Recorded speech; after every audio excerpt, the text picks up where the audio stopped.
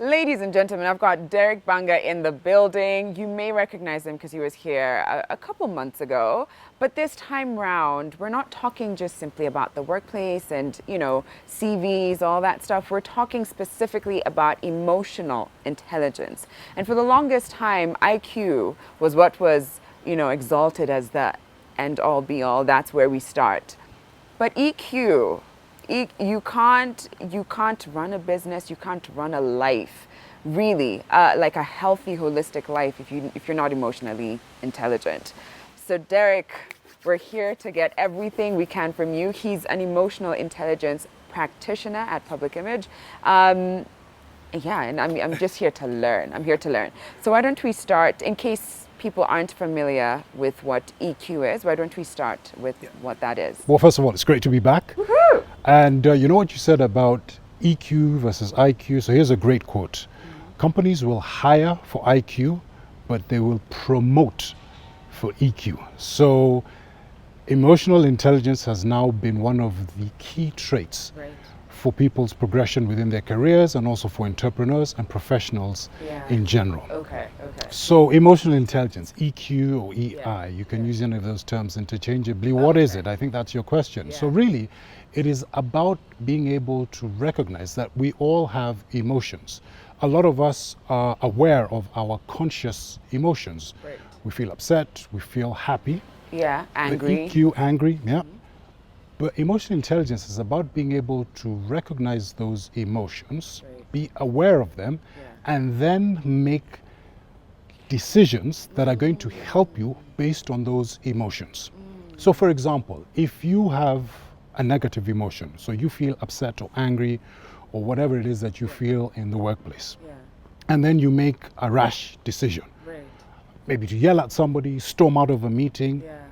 In hindsight, maybe that is not the best decision for the time.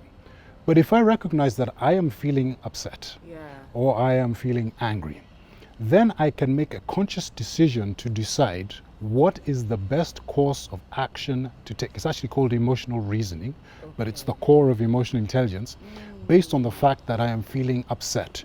Should I take this route and should I take that route? And if I take this route or that route, what is the outcome going to be?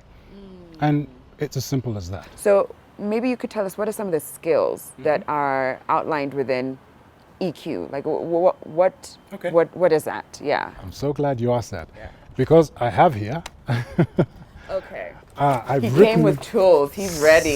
Some information over here. Now, the model that I'm using is called the GENOS International Model. Okay. So these are the programs that I am running. This is, frankly, this is how I learnt the EQ training that I'm now delivering to clients here.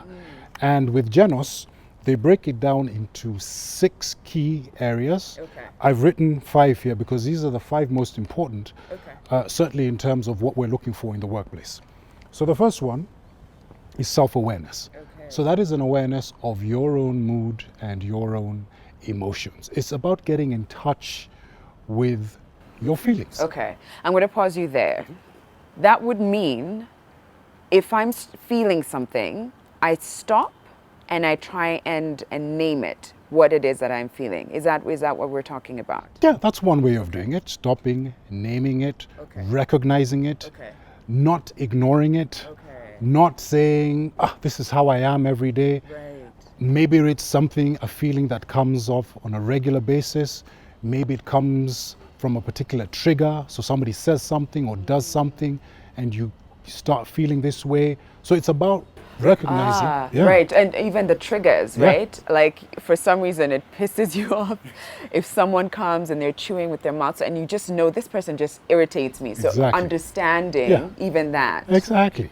So it's about, I'm feeling irritated. Now the people who lack self-awareness can be said to perhaps not have high levels of emotional intelligence. Whereas people who have that self-awareness, and it's not just negative feelings, it's positive feelings as well, are said to perhaps have a higher plane of this emotional intelligence. So self-awareness is awareness of yourself. Number one. Got it, So number 2, we have awareness of others. So now you're not just recognizing your own feelings, you're recognizing feelings in other people. Okay. So what is it that Sharon does that makes her act that particular way? Or let me rephrase that. It's actually recognizing that you are upset. Okay. That when you walk into the office, I can tell based on your body language, based by your tone of voice, your demeanor, that something is not quite right. Okay. So this is really important, because if I'm supposed to have a meeting with you and we're discussing something really important and I notice that you're a little bit off, maybe I would say to myself, you know what, let's hold this off. Let's come back at lunchtime or come back tomorrow and perhaps we can discuss it. Would it also be, for instance, I know that my colleague doesn't do well if she's hungry. So why don't we make sure there are snacks so that she's, or he or she is able to like be 100%? Because I have friends sometimes where like, if I'm hungry, you're not getting anything out of me. Yeah. Is that it? So can that be part of it? That is a physical aspect of that particular feeling. Right. When they're hungry, they're irritated. They're They're upset. Right. So it's about making sure that I know that this person, right, if I don't have something to eat, if there are no snacks, if they don't have coffee first, don't go bug them Sure. before their coffee. It's part of that understanding. Yeah. Okay, got it. Okay. Yes. So that's awareness of others. Okay, authenticity. Authenticity now is about being able to exhibit certain behavior, and since we're talking about the workplace, that is true to yourself. Okay. So if I am feeling upset, Yeah. angry, irritable, whatever the feeling that I'm feeling, or happy and great, it's about giving forth to those feelings, but doing it obviously in a way that is not going to necessarily upset the other person. That will come in the next one, emotional reasoning. So instead of bottling those feelings, so people get upset at the workplace and they say, you know what, I'm just going to keep it in myself and I'm not going to tell anyone how I truly feel. Right. If you're authentic, there's obviously perhaps a tactful way to let somebody know that what you said, right. Okay. perhaps you should have said it in a different manner. Yeah. Oh, that didn't sit well with me. Or it didn't sit well with me. Yeah. So that being authentic to yourself, and by the way, it cuts across all types of office behavior, even things like time management, how you show up with particular individuals. It's about being true to yourself, using your whole array of emotional intelligence, but not being fake or disingenuous. Right. And there's a difference between also being private, right? It's not to say I will show you everything. I will show you every part of me and who I am and my personal life. There's a difference between that and still being able to reveal in that moment that needs it aspects of yourself. So in this moment, I need you to know that I'm just not able to sit down with you for an hour and go through this. I may not tell you why. I may not be like, oh my gosh, this morning we had a big fight with my husband and then the kids were late. I may not get into that, but I can say, give me a couple of hours. I'm not ready to sit down with this, but I will be there in about 2 hours. So everything that you have said is linked to this entire topic of how to use emotional reasoning. Okay. You're upset. Emotional reason, that's the next one, huh? You're upset. Yeah. But it would be tactless for me to go to my boss every time my boss tells me something that upsets me. Right. And by the way, maybe that's how my relationship is with my boss. Right. They're constantly telling me things that upset me.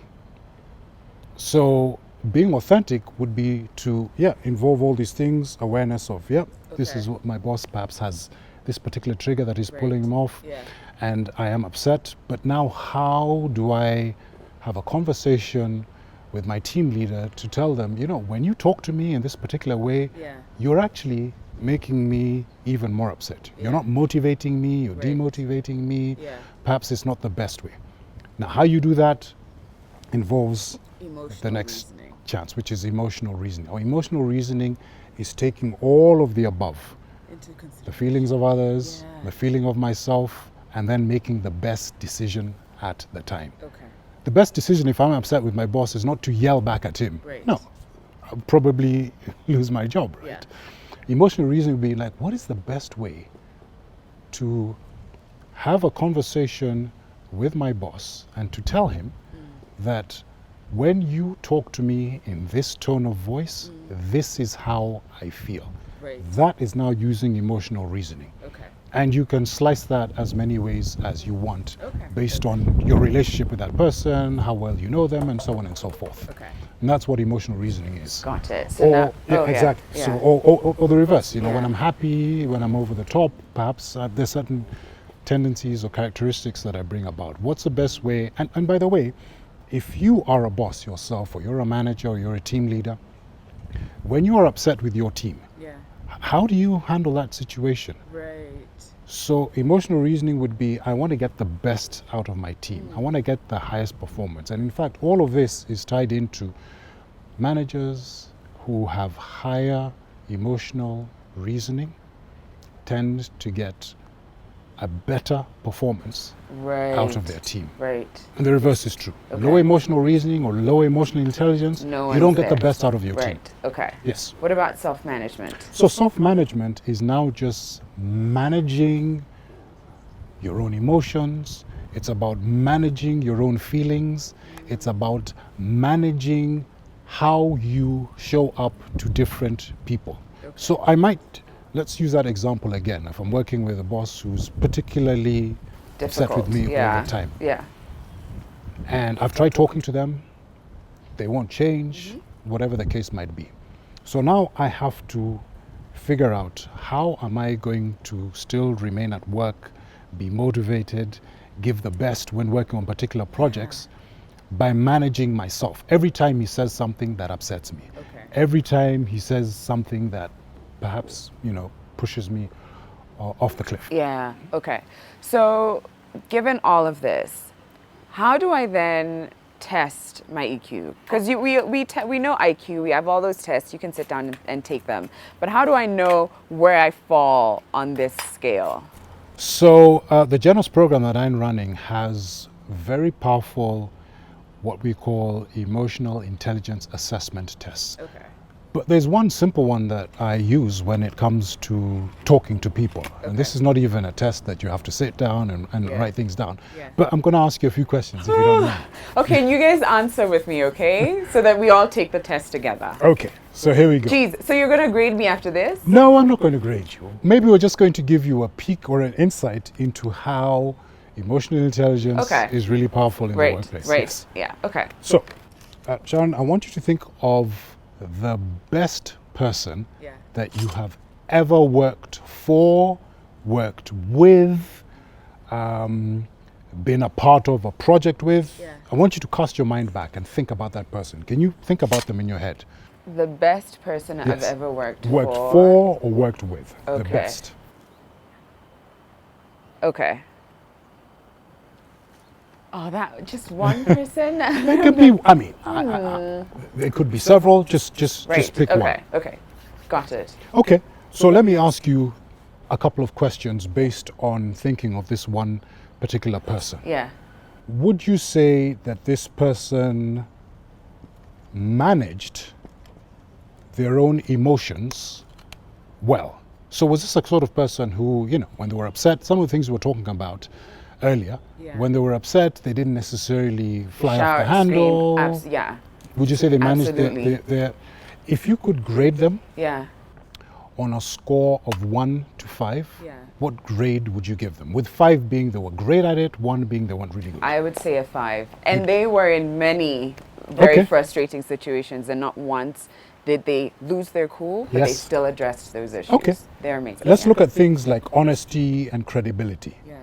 How would you rate this person on a scale of 1 to 5 in terms of being honest, being credible, whether it was with you or with other people? I How would would you rate them? say 5 as well. You'd give them a 5? Yeah. Okay, here we go. We're rating this particular person.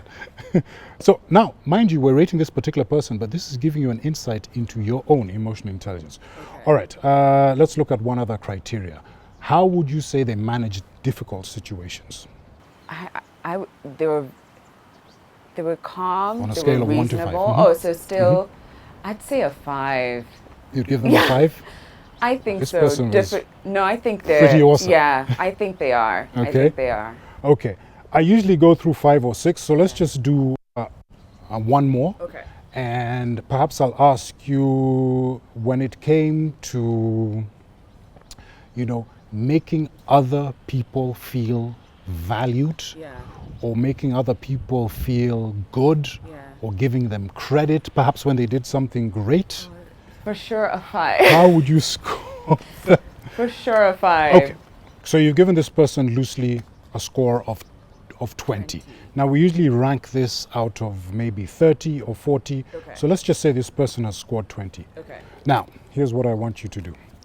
I want you to think about, wait for it, Oh Jesus. Okay.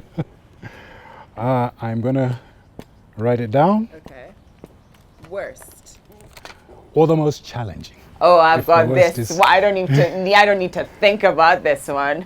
Thank goodness you're not asking me for names, because I'm going to be very honest. No, we're not going to. Yeah, we're not going to name names, but this one, I like off the top of my head, Okay, I know who it is. and we're going to use the same criteria. Okay. In terms of being honest and credible, Oh, on a scale of 1 to 5. I mean, I think they were honest. Mm-hmm. Was that it? Honest and credible? Yeah, the it was first one? being credible, Okay. it was being honest. Yeah, it okay, was then being, I would the kind of say- person who, Yeah, I'd say like a like 4. okay, Yeah. we'll give them a 4. I Yeah. mean, these scores don't have to be absolute. Okay, It's yeah, not yeah. necessarily they have Yeah. to score. All right, I think the next thing I asked you was in terms of giving credit where credit was due. So, for Right. example, if somebody did something well and they went Yeah. and said, hey, listen, you did a good job, Yeah. or kudos, or made people No. feel good. No. 3 maybe? Okay, you want to Yeah. give them a 3? Yeah. Okay, now when it came to challenging situations, so for example, they were difficult times No, or I think difficult I'd team say members. like a 2. So when it came, yeah. Mm-hmm. A 2, Yeah. okay.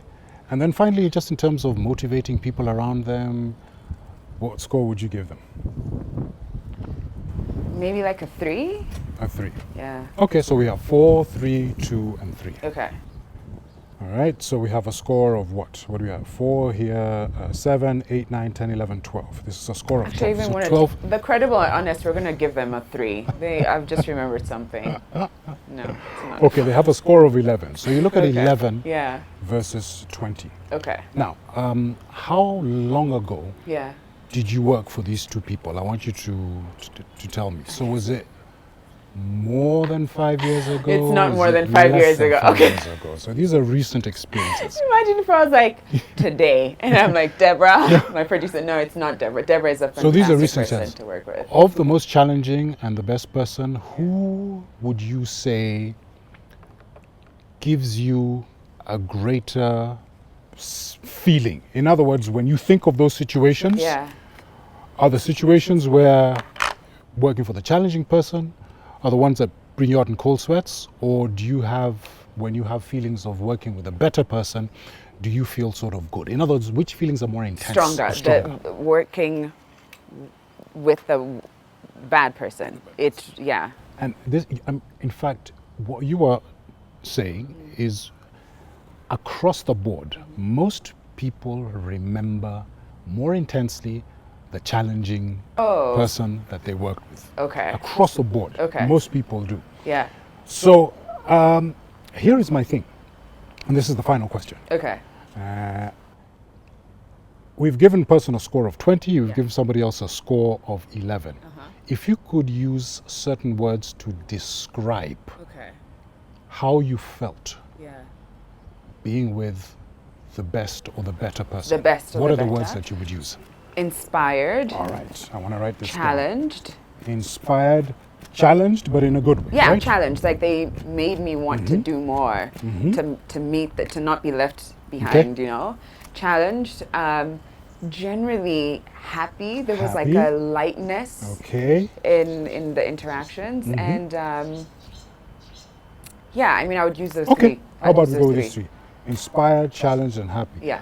what would you do for this person? Would you go beyond just... Absolutely. I'd want them to be proud. I wanted to see them rise and grow. I want them to shine and flourish. I want other people to experience that. Okay. So inspired, challenged, happy. Yeah. Now, what are the words that you would use to describe maybe working for... The difficult person? I would say unmotivated, incredibly frustrated. Frustrated. Yeah, I'd often feel... Let's take one more for good measure. Yeah, like there's a lack of direction. So no direction. Yeah. Okay. Now, if you compare what you said before, motivated, happy, challenged versus unmotivated, frustrated, and no direction, those 2 or 3 descriptions couldn't be more different. Now, I want you to apply this to what you do every day and the people that you work with. Okay. If I was to take them through this particular test, A, what would you score? And B, how would they describe working for you? And the crux of this really is, and I told you this test was a little bit different, is about you have to be aware that all of these scores and descriptions that you have given is what people feel virtually every minute they are around you in a professional environment. And so the challenge is, anytime I get up to talk to a colleague at work, or talk to my boss, or talk to a customer, my challenge is, if this person was rating me on this particular scale, how do I make that person feel happy, challenged, and motivated? What can I do? What are the words that I can do, regardless of the situation? Right. And if you can sort of wrap your head around that, it changes your entire way of reasoning, your entire way of communicating, your entire way of talking to people. It won't just be a regular good morning. Let's look at a basic. How are you today? Oh, I'm great. Or good morning. It's not, I want this person to feel happy around me. So how can I greet them in a way? And sorry, Derek, I think we have to take a quick sure break. We do. But this has been so enlightening. Thank you. Don't go anywhere. We'll be back with more from Derek and emotional intelligence. Welcome back, everybody. I've got Derek Bbanga with me, an emotional intelligence practitioner, and we're at Parkin by Radisson, and the whole first segment, mind-boggling. During the break, I had to go to my producer like, well, am I these things? Are you going to be honest?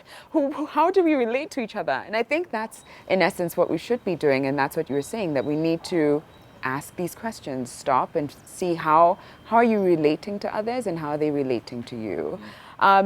But now I really want to get into the nitty-gritties of why emotional intelligence is important. And I even want to reference something that I heard recently, which is in a room full of the top business leaders, really top in CEOs, the big bosses. They were asked, how many of you scored the highest in school? And only 2 out of a room, I think it was maybe 50 people, put their hands up. The rest weren't that great in school, and yet they're in those positions, which goes back to say what you were talking about. The EQ really are the people who get promoted, but maybe you could break down even further. Yeah. Why is emotional intelligence so important in the business setting?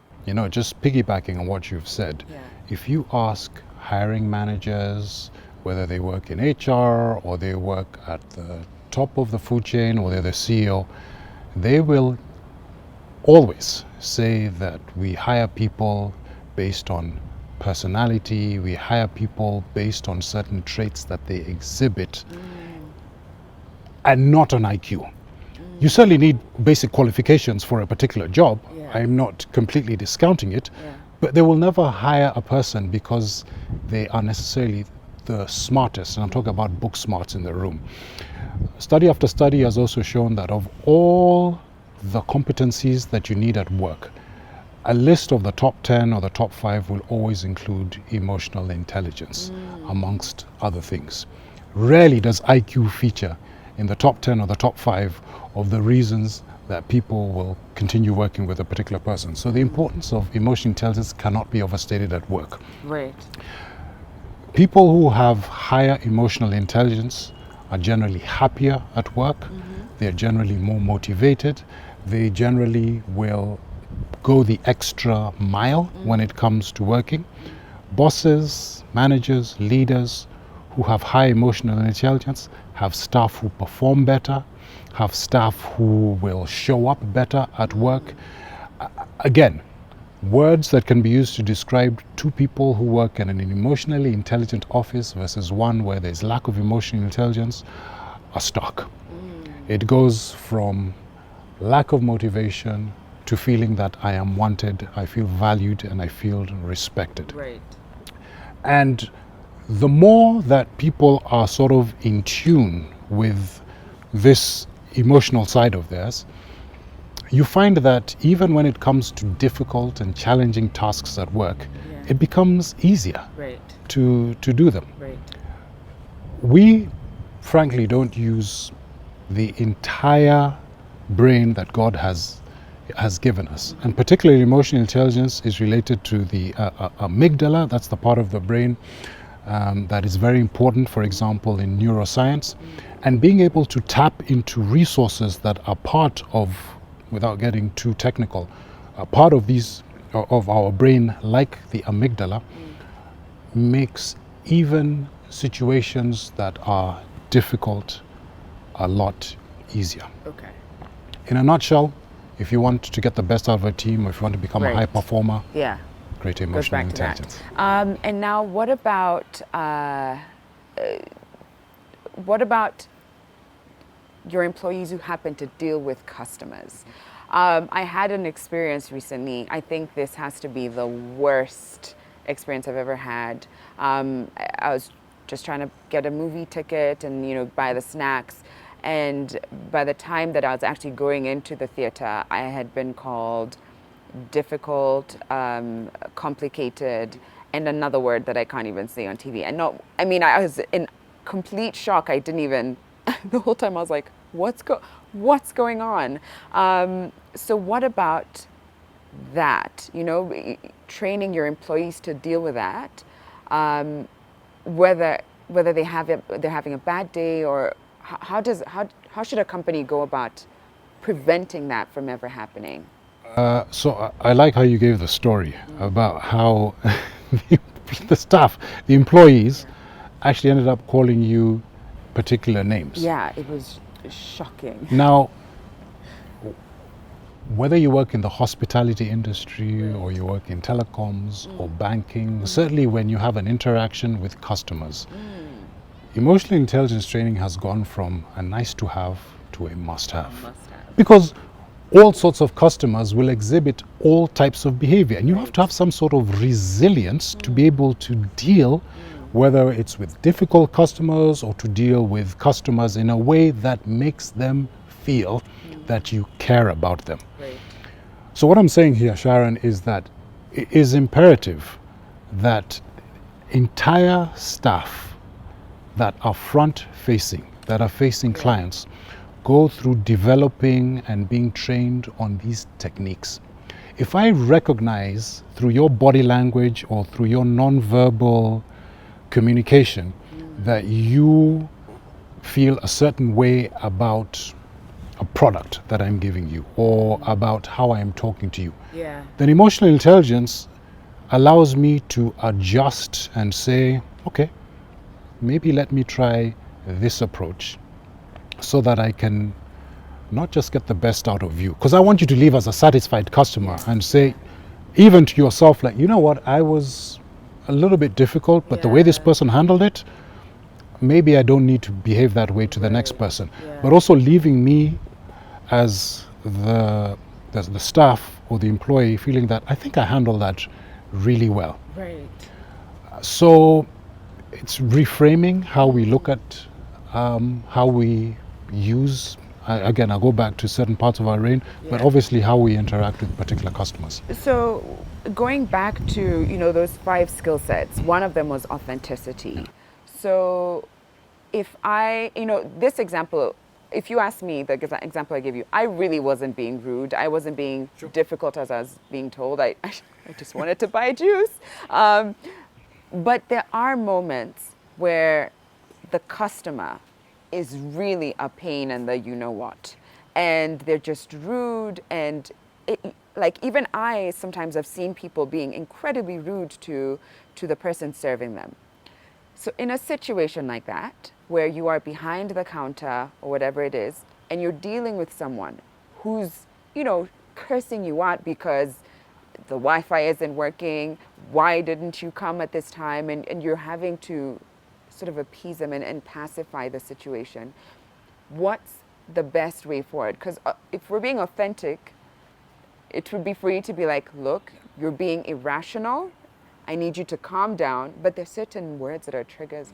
So how do you go about creating those boundaries, saying, hey, you don't talk to me?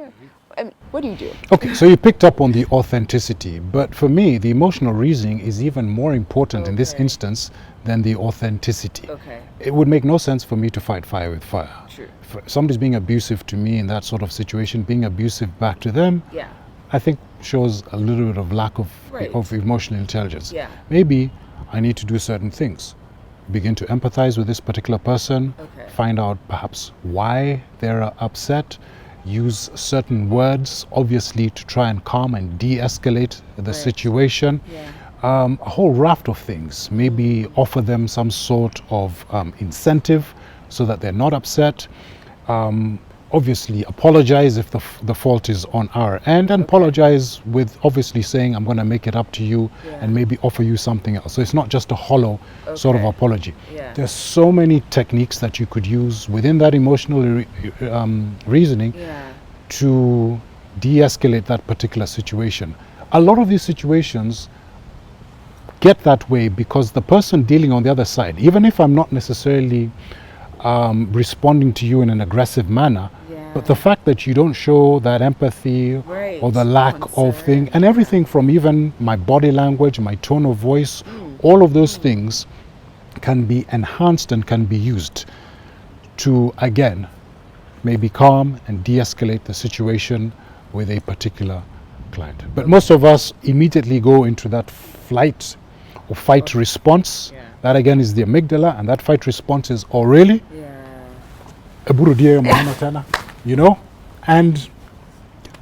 And then things don't end up well. You know what I'm saying? Oh my God! Yes, that's true. And also, flight would be like, you just. I want to get out of here. Decide, I'm not going to listen to that, and you hang up, and that aggravates the situation even more. So, as leaders in the workspace, what are some of those traits or habits or practices that we can try and make a part of our company culture to try and promote EQ, right? Because we do a lot of training of like, you go read some more, go understand that marketing course, go do that.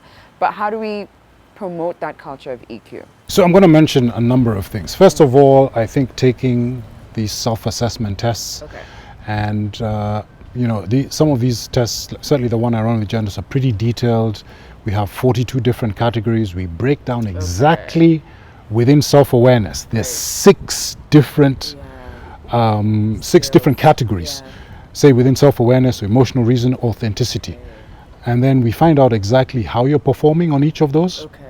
And if you're not performing according to, say, a particular benchmark, then we say, hey, this is what you need to do to improve. And of course, it is customized for your situation at your place of work. So the emotional reasoning that you would need here might be different from perhaps in another organization. So that's one of the things that I would suggest. Here's another one that might surprise you and might surprise, although we talked about this earlier. Mindfulness. You talked about what companies can do. Oprah Winfrey takes her entire organization through sessions of mindfulness. Now, what mindfulness is about spending a certain amount of time during the workday where you switch off from everything else. I hate to use the word meditation because sometimes it conjures up certain things, but it is literally a form of meditation where you close all the tabs that are open in your brain, We decide perhaps we want to focus on one particular task or no task at all. And spending 3, 4, 5, 10 quality minutes of doing what we call a body scan, for example. Oh. And so you maybe scan your feet, you scan Right. certain parts of your body, but you shut out everything else. I can promise you, this is That's a good one. this That's is something that really successful good one. people around the Yeah. world have been doing. So There think you about go. that. Yeah, Introducing that at the I beginning. love that. If you're a leader, you can get a practitioner like Derek to come over, or try and instill, mindfulness and these practices into your work routines. Derek, this has been so lovely. Thank you. Thank you for opening up emotional intelligence in the workspace specifically and helping us understand how we can really improve on this skill. Thank you. Ladies and gents, do not go anywhere. When we come back, we'll be talking about the workplace, but from a fashion perspective. What should we wear? Derek was like, looking pretty good today. We'll dive into that with the stylist, so don't go anywhere. We'll be back in a moment.